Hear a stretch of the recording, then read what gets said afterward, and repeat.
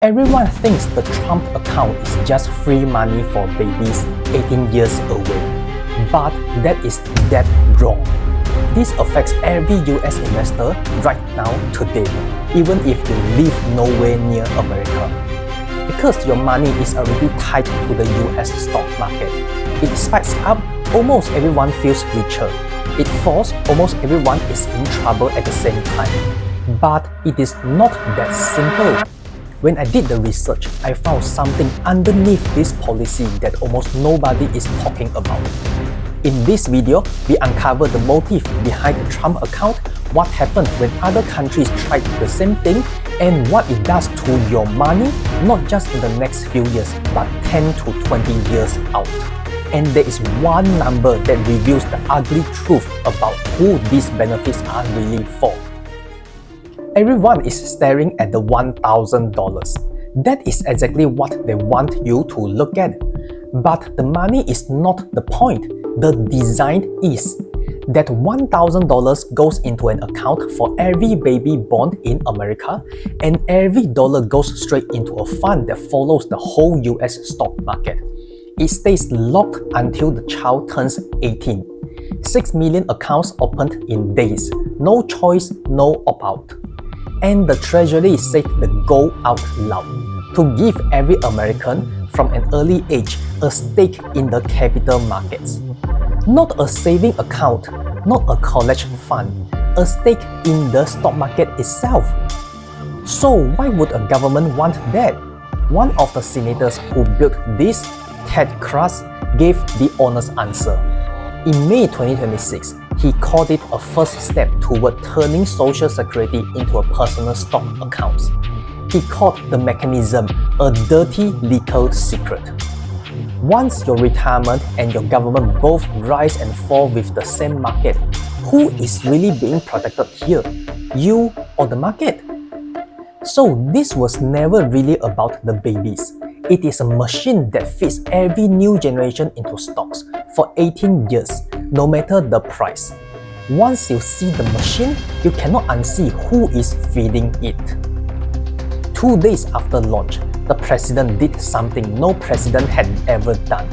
He rang the opening bell of the stock market from inside the White House. It was July 6, 2026. The New York Stock Exchange and the Nasdaq opened together for the first time ever. Standing there, Trump thanked one man, Michael Dell. Dell had just promised $6.25 billion of his own money to the Trump account. Then Trump looked up and said, "Go out and buy a Dell." And people did. Dell stock spiked up as much as 10% that day. Its value grew by more than $15.8 billion in a single day. A $6.25 billion gift and a $15.8 billion gain in the same week. What exactly got built in between? Nothing. Nothing was built. Nothing was sold. No new product. No new profit. A company backed the president's program. The president boosted the company, and the stock went up. Everyone at the top won at the same moment. I want to be fair here. This is not proof of a crime. It is a picture of how closeness to power now moves money. And there is a real number on it. 3 economists studied the companies sitting closest to Trump around the last election. Those companies gained about 7% more than the rest, not from earning more, from being close. And it was not just Dell. Gwynne Shotwell, the president and chief operating officer of SpaceX, pledged to give away a slice of her own SpaceX stock, about $324 million worth, into accounts for 2 million children. She still holds a SpaceX stake worth around $2.4 billion. When the people who already own the most are the ones handing out the seeds, whose garden do you think this is built to grow? In plain terms, the people who already own the most stock have the most to gain when everyone else is pulled in. So does the Trump account exist to make you money or cost you money? I split into 2 clocks, the next few years and the next 10 to 20 years. For the next few years, in my opinion, it points up. Think of it like electricity. From day one you are born to the day you die, you use it. Every month you pay the bill. It does not matter if the price is high or low. You still switch on the lights and you still pay. These accounts do the same thing to the stock market. They're at buying that never stops and never asks whether stocks are cheap. The first wave is small. Wells Fargo estimates about $19.5 billion flowing into US stocks in the second half of 2026. Next to an $81 trillion market, there is a drop in the ocean. So no, this money alone does not send stocks flying. But the size is not the point. The direction is. You now have a government that wants this market up. And look at who is already on board. About 62% of American adults own stock. There is more than 160 million people. Most of them never picked a single company.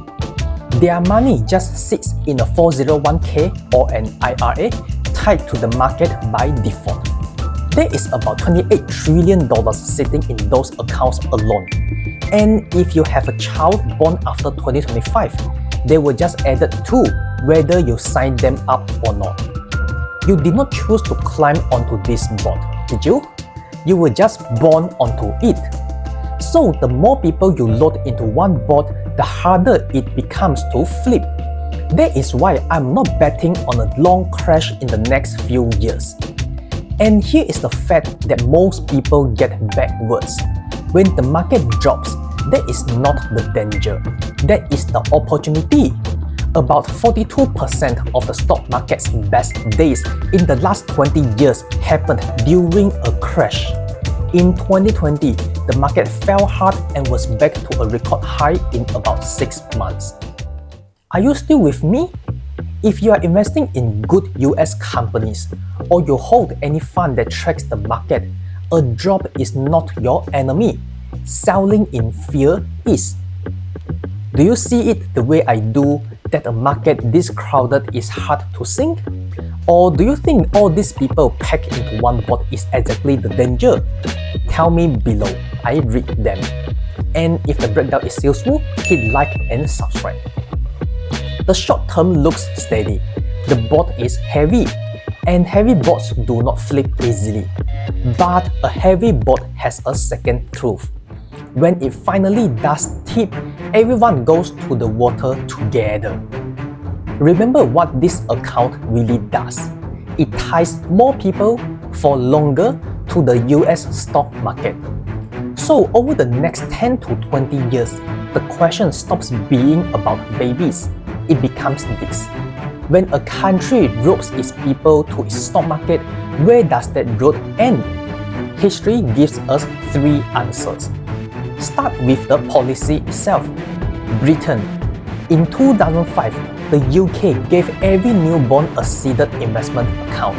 Same idea as this one. 6.3 million accounts, about £2 billion of government money. Then a new government came in and scrapped it. By 2021, of the children who had turned 18, nearly half never even claimed their money. About £394 million just sat there untouched. And the ones who missed out most were the poorest families, the exact people it was supposed to help. A gift only helps you if it is still there when you reach for it. So who is making sure it still is? Now the market itself. Because once your money is tied to it, the market can do something most people never plan for. It can go nowhere for a generation. Japan was the future once. In December 1989, its stock market hit an all-time high. If you bought at the top, you did not get back to even for 34 years. Along the way, it fell about 80%. A whole rich country's market went nowhere for a generation. Could you wait 34 years just to get back to where you started? Is that a risk you even think about? But there is a third road, and this one is good. The United States already tied its own people to the market once before, and it worked. Back in the 1980s, it moved regular workers' retirement onto the stock market through the 401k. People said it was too risky, but this policy was never U-turned. It turned the market into the savings account of the middle class, and over 40 years, it made a lot of them real money. Warren Buffett put that whole bull case into 4 words in his 2021 letter to shareholders. Never bet against America.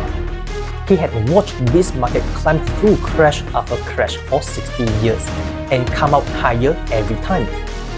So which road do we get? The American one that compounds for 40 years, or the Japanese one that traps you for a generation? Here is the thing. The whole hopeful story stands on one wall. The United States staying the strongest market in the world. Right now, that wall looks solid. The US stock market is worth about $81 trillion.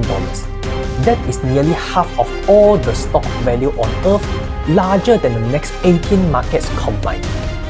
But serious people are starting to ask how long that lasts. Ron Temple at the investment firm Lazard has called this the beginning of the end of American exceptionalism. His worry is that too much of the market now leans on a handful of AI companies. If those few crack, the crowded boat does not protect you. It sinks faster because almost everyone owns the same names. Here's what I'm watching now, not the babies. Whether the world still treats the US as the safest place to park its money. Would you bet it always will? So let us say the bulls win. The boat holds. The market climbs for 20 years. There is still one question left, and it is the uncomfortable one. Who actually collects the winnings? Here is that one number I promised you. The ugly truth hiding under the word benefits. The richest 1% of Americans own about half of all the US stocks. Half. So when this market goes up and the government has now tied all of us to holding it up, the people who gain the most are the people who already own the most. The rest of us are on the boat. They own the boat. That is what "you are the baby" really means.